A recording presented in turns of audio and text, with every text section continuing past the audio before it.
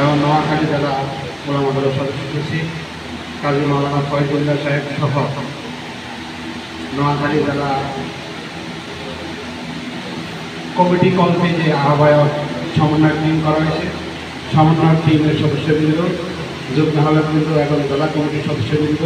এবং বিভিন্ন উপজেলার নতুন কমিটির সদস্যবৃন্দ এবং সদস্য সচিব আহ্বায়ক সহ সকলকে আন্তরিক শুভেচ্ছা ও অভিনন্দন জানাই বাংলাদেশ জাতীয়তাবাদী ওলামা দলের পক্ষ থেকে। আমি আমার সোলামের কথার সূত্র ধরে আমি একটা কথা বলতে চাই যে আমাদের যারা আমাদের আগে সাথে ছিল, রাজনীতি করেছে, বিএনপি তাদের নিবন্ধন ছিল না, বিএনপির মার্কা দিয়ে তারা রাজনীতি করছে।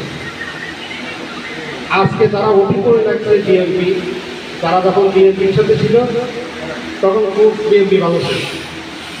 আর তারা কীভাবে দেশে টিকিট তাদের দল